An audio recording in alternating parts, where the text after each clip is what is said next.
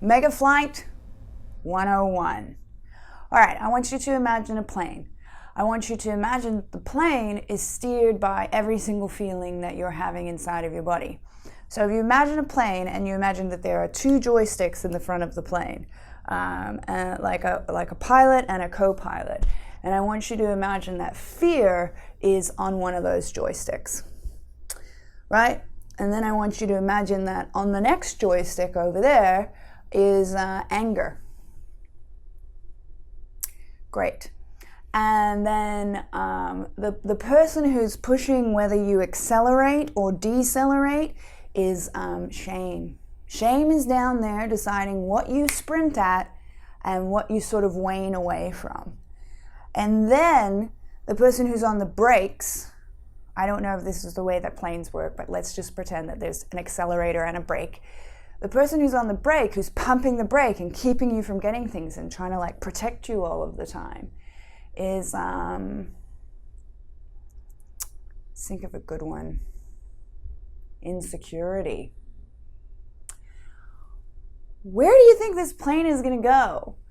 Where do you think this plane is going to get?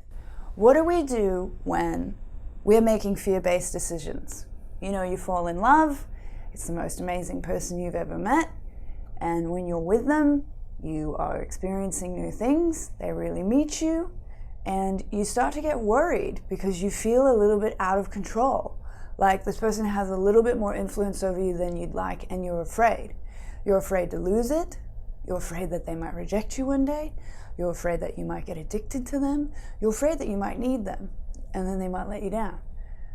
So your fears in that situation can actually make you say no to what? The greatest person you've ever met. Person who you're having the most fun with, who you're laughing, who you're having the best chemistry with.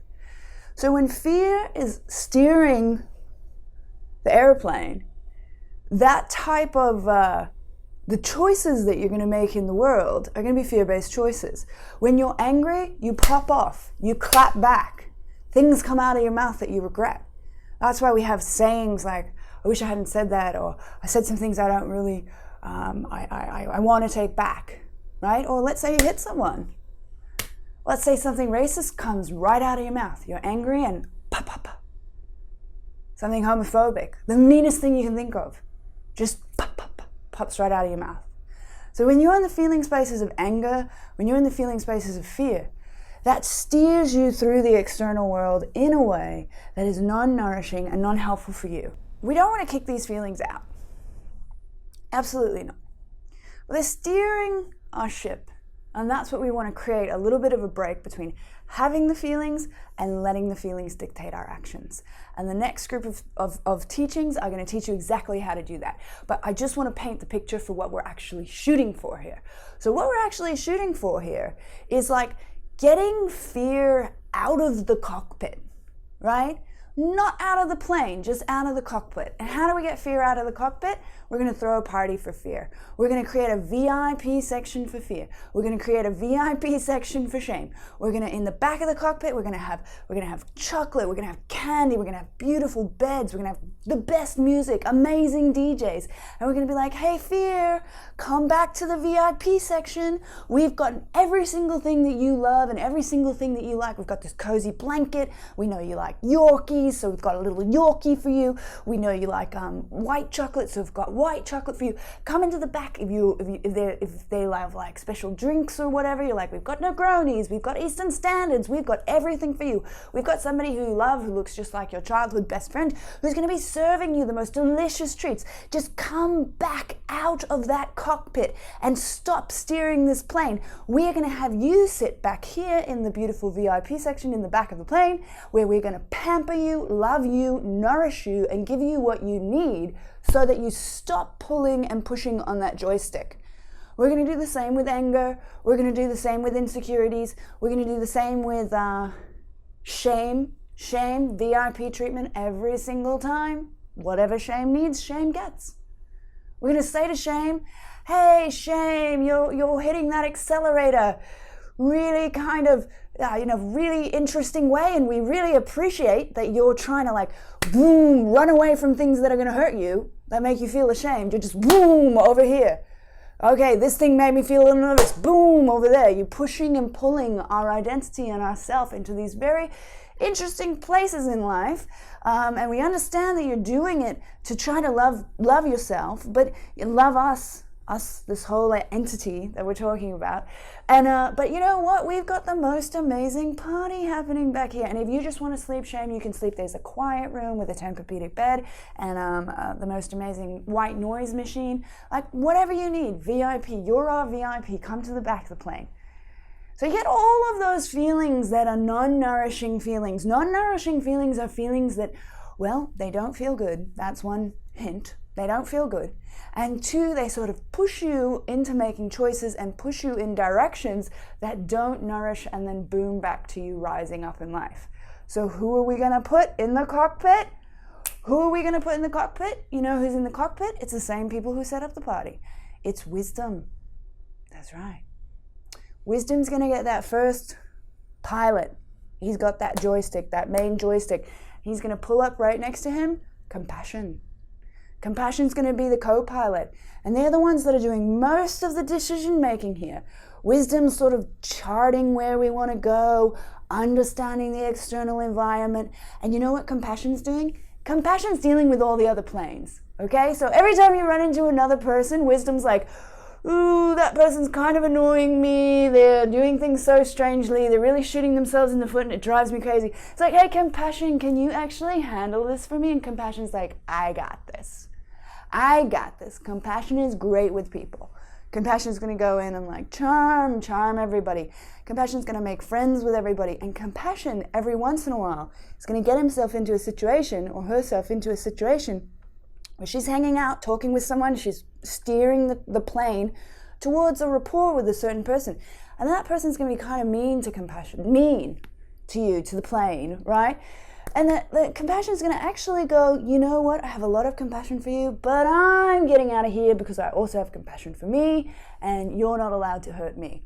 So compassion is going to make some really interesting decisions, being compassionate for others, but also being compassionate for yourself. It's going to have some real deft maneuvering there. Then who do we have on the accelerator?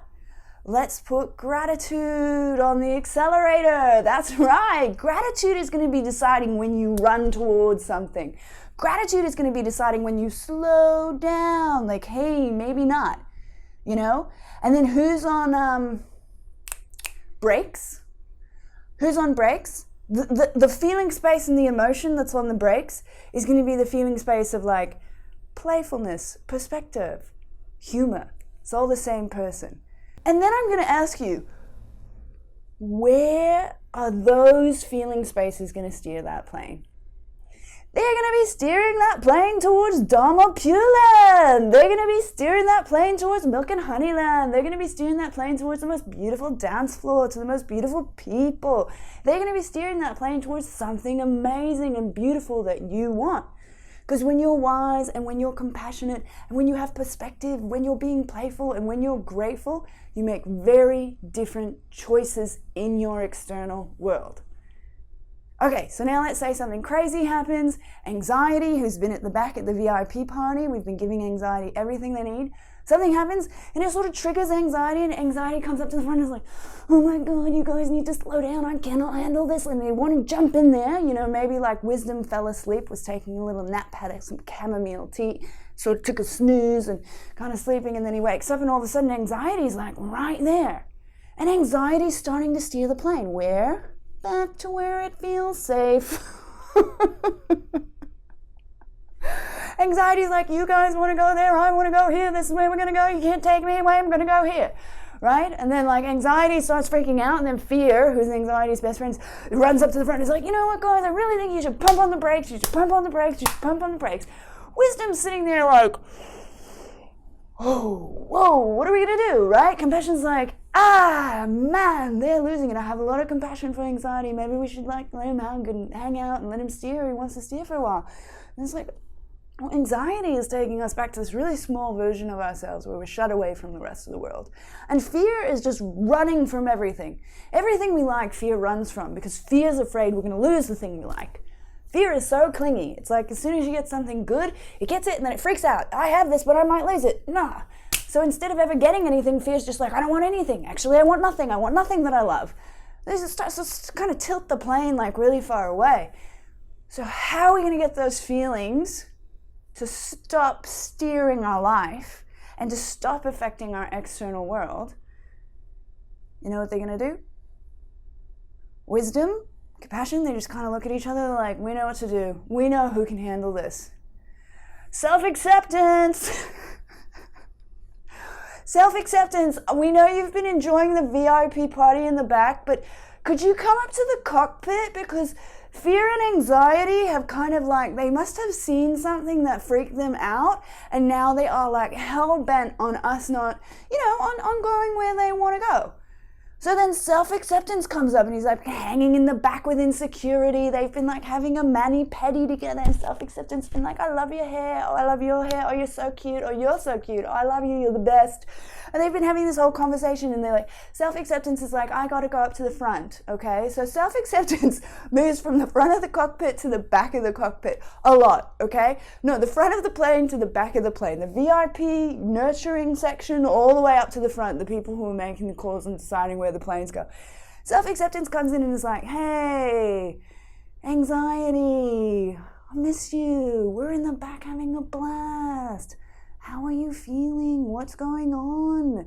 And anxiety is like, we were flying and I saw this other plane on the horizon and it reminded me of my first wife, and she used to just make me feel terrible about myself. And then I really felt like I had to run up here and make sure that we steer away from that. And self-acceptance is like, oh man, anxiety, come here. You're so cute. You're so sweet the way you're trying to protect us. I really love you. I really love you. But maybe we can ask wisdom. Is that the same? Was that plane that we saw earlier? Was that your first wife who caused you all that pain? Wisdom's like, actually, you know what? That plane, looks very similar to your first wife, but keep in mind that was 5 years ago, and your first wife will probably be a little bit older now, and so that plane's actually too young to be your first wife. And then anxiety's like, right. And then like perspective's like, hey, and that plane, actually, if we look on the radar, it's not even coming near us right now. Actually, it flew away like 10 minutes ago. Anxiety's like, oh, great, okay. And then self-acceptance is like, hey, anxiety, like, we love you to death. Aren't you feeling a little tired though? Would you like to go in the back and have a nap? Because maybe you shouldn't be like so focused right now on steering. Maybe you need some food. Maybe you need to chill out. And anxiety's like, yeah. Wisdom, will you just make sure that plane doesn't come near us? And it's like, yeah, we're going to take care of you. We know that freaks you out. We promise. We're going to take care of you. We're not going to let that plane come near us. Then anxiety goes to the back to relax, to have fun, brings fear with it. Self-acceptance walks them down to the party, and then self-acceptance in the back having a party with them.